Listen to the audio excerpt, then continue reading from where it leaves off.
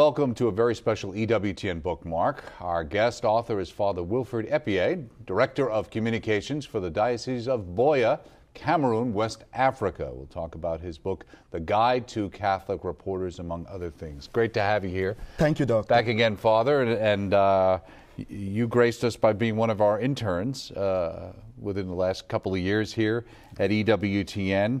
And you're originally from where? I'm from the Diocese of Buea in Cameroon, west of Africa. Okay. And how did you end up becoming an intern here at EWTN? The truth is that my bishop, Emmanuel Bushu, loves EWTN. And I sometimes describe him as a media bishop. So after my studies in the University of Buea, he thought it wise that I should come to EWTN for a month-long internship. And I was here last year, June, July, where I did the internship. Oh, great. And we've been very proud that over the number of years, starting with an ongoing relationship we've had with Holy Cross, actually in Rome, we've had, 30-plus interns over the last 10 years, many from South America, from the Philippines, from Africa, and also from India, who've come, and we've had the opportunity not only hopefully to pass on what we know, but to learn a little as well about the church. When your takeaway from being at EWTN, what was the most important thing you walked away with? When I came to EWTN, I was touched by the organization, the communal spirit, and the teamwork. And I learned a lot from all of this. The workers at EWTN were able to help me each time that I found myself in any department at EWTN. So with that, I felt very much enriched. And within a short time, I can assure you, I learned quite much. And even this work that I have is an inspiration that I got from here. I learned a lot from my interaction with people. And when I went back home, from the questions I got from those who saw me over EWTN, I came up with this. If you permit me, when I got back home, a few people, some young journalists and other friends, they said, "Father, I watched you celebrating Mass over EWTN. You looked good in your green cassock." There were two mistakes there. First of all, I never celebrated Mass, but I concelebrated at Mass. Secondly, we don't put on green cassocks. He was talking of a chasuble. So with that, I thought of other announcements that I listened to over the radio. Sometimes they talk of funeral service when they mean funeral mass. They talk of service when they mean mass. So with all my experience here, I had to come up with this book. Right. It's very interesting because like in going through the book and reading through the book, where you talk about the fact that not only is it important for the Catholic Church and people in the church who work in the church to get involved with media, but to be smart about getting involved with media, and also to get smart not about just being a good journalist, but as being a good journalist, making sure they're very accurate in what the church is actually doing. You have like a little glossary in here of terms and things like that, so that people understand the difference between a pontifical high mass or a papal mass or a high mass, which really fits right into what you're saying, right? As you rightly say, that is the crux of the book, because I've noticed over the years that people give wrong names to liturgical things, persons, and events. So that is why in the church, our Catholic reporters should be trained in the church's terminology, in the language of the church, so that their reports should be apt, balanced, and colorful. So that is it. Okay, great. Now, if I could ask you, one of the things that I open up the guide to Catholic reporters, and right in the beginning, there's a very nice little statement here: "With deep gratitude to the EWTN family for all the inspiration during my internship." It was really a personal thing that you put in our book for us. But, yes, so I wrote that one personally to you because you sent an invitation letter to my bishop for me to come and do internship at EWTN. So I consider you as the boss, and it is through that inspiration that I was able to come up with this. That is why in your copy, I wrote it. Well, that's very with nice. Deep gratitude for all the inspiration. Well, I guess I took it, and I definitely take it as something that's really dedicated to all the people here, as you indicated, at EWTN. Now, you say let's talk about the book, and we'll talk about in general what's going on in the church. You say, now more than ever before, the use of the means of social communications are indispensable for evangelization. Thus, the Church has the duty to have her own media organs in order to reach out to the world and its people, bearing in mind that Christ revealed himself as the perfect communicator. How do you see that living itself out where you are now in Cameroon? Yeah, where I am in Cameroon, I think the youths are deviating from certain moral principles from the faith because they have no guide in the area of mass communication. So the church has always, and like I quoted Paul VI, that the church will be held guilty if she doesn't make use, if she doesn't direct the people in this use of the modern means of mass communication. Right. So I think in my country right now, we need to introduce the basics, the basic techniques in mass communication so as to let the young people, and everybody in fact, know how to use these means of mass communication wisely and to know exactly what is important for their faith. Now, is it because there's so many other messages out there that aren't Christian or aren't Catholic that are competing, right? Yeah. With what maybe the family would have been the major passer along, or of the faith or the moral system. Now there's a lot of competition media, and we have to participate in that so that we can give people a balanced view of what the faith teaches, right? Yeah, exactly. I think the church has to make maximum use of the means of social communication to teach the faith. There are so many voices in the mass media right now. And as I say often, whenever God gives us the opportunity to proclaim the word through all these means, the devil too can make use of it. So it comes in through unnecessary material that will not be of benefit to the young people and to their faith. Now, as you said, Paul VI, the church would feel guilty before the Lord if she did not utilize this powerful means that human skill is daily rendering more perfect to evangelize. Interesting. I had never actually heard that quote. Okay. And also, it says, the idea is to not only to delve or write news stories like ordinary journalists, and that's your point. And I thought that was interesting, but more importantly, to do it with mastery of the church's language and terminologies, which what you referenced to. Because so many times what happens, I find people, good people, priests, religious, lay people get into wanting to be a Catholic journalist, and sometimes they spend more time worrying about being a journalist than they worry about being a Catholic. And I think what you're trying to say here is, first, in this book, you got to learn the techniques, news reporting, how to conduct an interview. You have to learn how to be a good journalist. Yes. You have to be professional so people take you seriously. But at the same time, as you say, with the terminology and everything, the journalist and church communication, you also have to combine that with a knowledge, a very specific knowledge, an accurate knowledge of what the church teaches and how the church calls and understands its liturgies and teachings, right? Yes, that is the point in this booklet. Catholic reporters, first of all, you have to be a baptized Catholic. You have to practice the faith. You have to believe in what you read and teach what you believe. That is what it means to be a Catholic. Secondly, there are others who, by virtue of their profession, are bound to cover Catholic events. They may not be baptized Catholics, but this guide is also very important for them. For example, in my diocese, every year we have ordinations. Now, the national media, they have reporters who are not Catholics, but they come to do the coverage of the ordinations. So they are bound to know about the Catholic liturgy, the Catholic terminologies, so as to give a fair and balanced report of the Catholic event.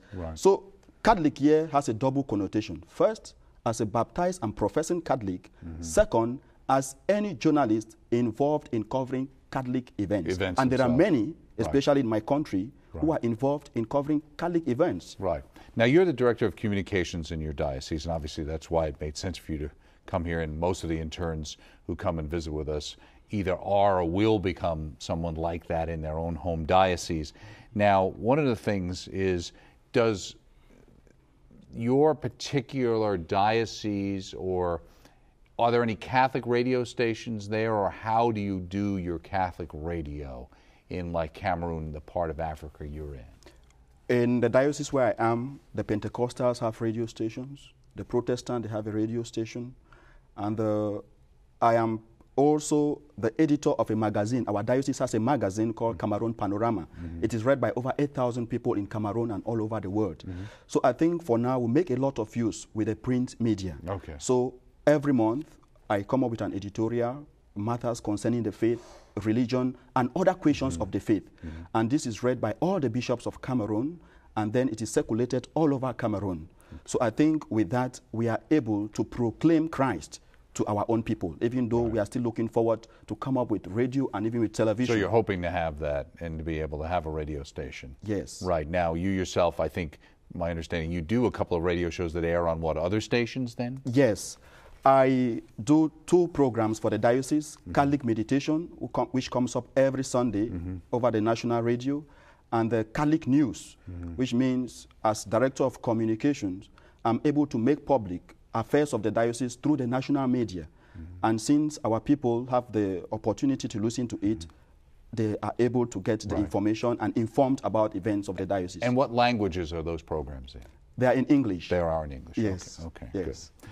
Okay. And as far as moving forward with the radio station and things like that, it's really a financial question probably in many cases, right? Yes, indeed. Right. And then also I know for us, I know Vatican Radio makes programming available certainly in Africa, and I know EWTN has a feed as well, and we're working with many Catholic radio stations and startups to try and provide programming and work with dioceses such as your own to try and promote and help that to happen. Now, one of the things I was wondering about that, I was reading the book and I had to ask you this question. Is it true that the overloading of taxis in Buea is no news? Yes. That's an interesting one. That is Buea, that is Cameroon. In a cab that is supposed to take maybe 4 people, sometimes 6, 7, 8. And it is worst in the remote areas. Sometimes people even sit on the boot. And so it has become customary. People don't care. And so overloading of taxis in Buea is no news. It's unfortunate, but that is the truth. And why did you make that point? I made that point to show that news, it's what is unusual. Right. Okay, yeah. Right. If a dog bites a man, it is no news. But when a man bites a dog, it is news. So if someone goes out for a news, to cover a news story, he or she should take note of the unusual happenings around. Right. The other thing you say in general tips on how to find news, get out of the office for stories. Don't lurk around your desk or coffee pot. Was that from personal experience or what? It's from personal experience in the field. I think there is always news. Sometimes I noticed with young journalists, they come and say, Father, we have nothing today. We have not been able. We don't know what we are going to broadcast. I say, no. You cannot sit in here and say there is no news. Go out of the office. There is always news around. Yes. Yeah. Another thing you made, you mentioned about broadcast news being conversational. Why do you think that's important, especially on radio? In order to have the impact, a presenter should address an individual. Even though many people are listening to you, but it should be it's not like a boss passing us on a message to subjects, but it's like you are talking to somebody in order for the person to have that personal touch, that personal feeling. Because with radio, you want to convert, you want to touch the person. So it should be direct, one-to-one. Let the person listening have that feeling that he is the only person, she is the only person who is being taken care of at this moment. Do you think that's even more important, Manny, when you were talking about the faith, because it is such a personal thing? Yes, I think with the faith, it is very, very important because we want to convert. And I would just like to share with you, today, many of our people, especially in the country, they prefer to listen to testimonies, watch miracle channels, and all of that. But I always tell them that miracles do not bring salvation. It is conversion. Jesus Christ came to preach conversion. So our messages should be geared towards conversion. There are miracles in the church every day. But if we look at the public life of Jesus Christ, miracles were signs to show that the kingdom of God is at hand. And all those he cured, those he healed, he said, go and sin no more. So that should be the center. In our gospel, in proclaiming the word, in broadcasting, we should take note that Jesus Christ should be the source and the content of the message in order to bring about conversion. Right. Well, do you think, and from what you're describing, sometimes you get this sense that the kind of the show, the style becomes the attraction, and people go off looking for, like you said, miracles and things here. And there's a balance that we have to make sure that we present it in an interesting manner, but at the same time we stay true to what the church teaches and what is true. Because many times people go off those things and they find out those things aren't so miraculous that they're being told they're so miraculous. Yeah, I think we have to strike a balance. And I think with EWTN, which is a channel that personally I promote in my country, they are doing that because apart from doctrine, just preaching the doctrine, they have other interesting programs for the young people, Life on the Rock, and many others that intersperse hardcore doctrine. Right. I think that's what we need to do. When we come up with a radio station, our program should be geared towards information, education, and entertainment. There should be a balance. Because if we focus only on education, and then sometimes it becomes too heavy. Right, so we try to blend everything. Right, right. Now, when you actually decided to write this book, as you indicated, what prompted you to put it together, when you sat down to do it, how long did it actually take you to put this pamphlet together, basically? As soon as I left EWTN, that's June, July last year, I started working on this book. In fact, it has taken me over a year to come up with it. Right. Even though it's made up of just 5 short chapters. Right. But I think I had to do a lot of meditation and put together experiences and practical examples. If you look at it, I put practical examples there to make it more lively and easy to understand. Right, and it's very, as you say, it's very concise. Now let's talk a little bit about, you're involved with media. You came here to EWTN. You're Director of Communications for Diocese. Now you're back here in the States. It would be nice to say you flew all the way over here just so we could talk about your book. But we actually, you came predominantly for our Catholic radio conference, right? Yes. And why did you think that was worth coming to? When I came for the internship, I got in touch with the president of the Catholic Radio Conference, Stephen Gadosik, and we became members of the Catholic Radio Conference that is hosted by CRA and EWTN. Right. And last year, I can tell you that I learned quite much at the Catholic Radio Conference, and we had the invitation this year again, and they said if we were able, we should also make it, we should also be part of this conference. So I came purposely for the conference, and I knew that within this time I was going to have the opportunity also to meet those with whom I've been at EWTN, to learn a little more, because every time you find yourself in EWTN, you have 1 or 2 things to learn. So I think every time that you come out, we have something to take back home. Right. And I have had a lot, and I'm still going to take it back home. And I think whenever we have the opportunity, I should be able to come here and learn. Learning never ends. Right. And since there is development in communication, and this is a place where I can say we have brains and people work every day to update themselves in communications, we can always learn from here, just as you can also learn from us. Right. Exactly. And that's when we have the conferences as well, having the interaction with people like yourself who are actually in the field and producing and creating radio stations, and obviously EWTN works with all of those, and it's good because it gives us good insights into things that we need to do or tactics we could employ that we haven't so far. Let me ask you, just in general, from your experiences now, do you see you're calling for the church to get involved, obviously to a greater amount, in media and these kind of things, and for Catholics to stand up and do this. Certainly Paul VI did many, many years ago. Yes. Do you see that there is a groundswell out there of whether they're dioceses or bishops, or just the sense that the church really sees the need for this kind of evangelization for the media now more than ever? Yes. I think I will go back to Pope Benedict XVI in his audience with the Congo bishops in 2006.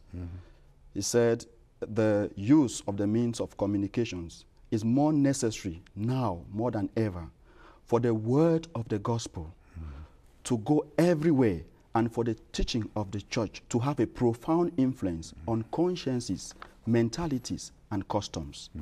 And with this, I think it is time for the church to introduce basic techniques in communication in our schools. When we do this, we will be able to teach our children how to read newspapers, how to interpret the language and the images of the screen. Well, let me ask you that. You say how to read a newspaper. Well, I'm assuming people go to school to learn how to read. What do you mean, how to read a newspaper? When I talk about this, I mean critical reading. Okay. Critical reading, how to read newspapers, and then how to interpret the images and language of the screen, and then how to judge and choose wisely from what they read, from what they listen to, and what they see. Right. So that is that part of it. So we need a kind of catechetical communications. Right. Yes. So that a Catholic has the ability to gauge and judge these things better. Yes. Not to run away from them, but to be able to deal with them. Yes. Right. Now, in Chapter 5, one of the things you talk about is media ethics. Yes. Why was that a concern for you? Media ethics, it's a concern for me, especially because of what I see in my country. To be frank with you, many reporters go into the field to look for financial benefits. Instead of going to get news stories, they go to look for money. And it is unfortunate that sometimes stories are published without due investigation, and it leads to character assassination. Right.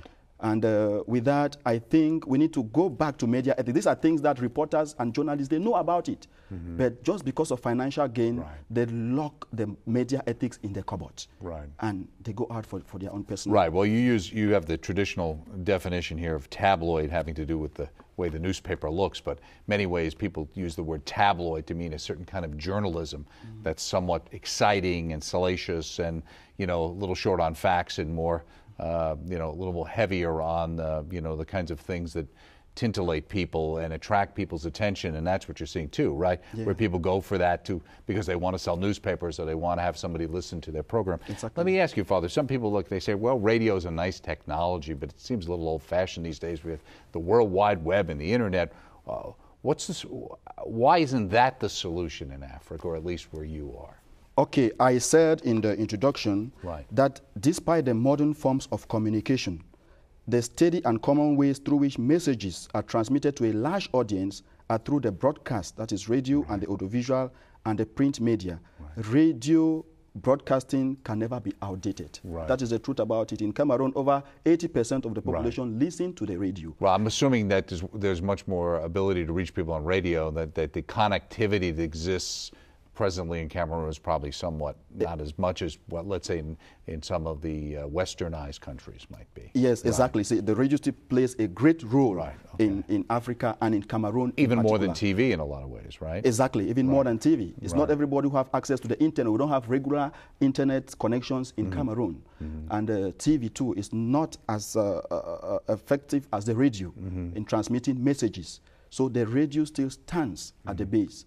And even newsletters, like I mentioned before, we have some of these Pentecostals around. They have newsletters, brochures, which are spread all over the place. That is why we have a great challenge now to revive our own printing press in the Diocese of Buea. It is a big challenge that I have, that the diocese has, to revive a printing press so that these newsletters, these brochures, these flyers should be able to reach everybody in the parishes without cost. Right. Yes. Well, just before we go on as we wrap up, what advice would you give to Catholic reporters and journalists in general from your own experience?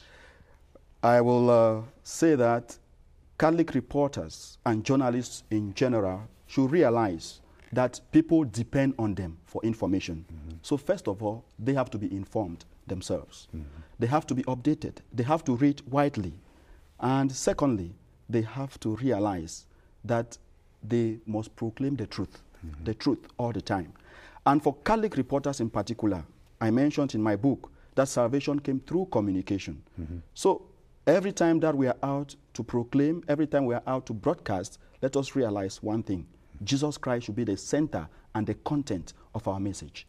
Let us never be deceived. I was listening to the radio here the other day, and I hear there are newspapers in this country that will not publish anything that has to do with gay marriages, that has to do with abortion and all of that.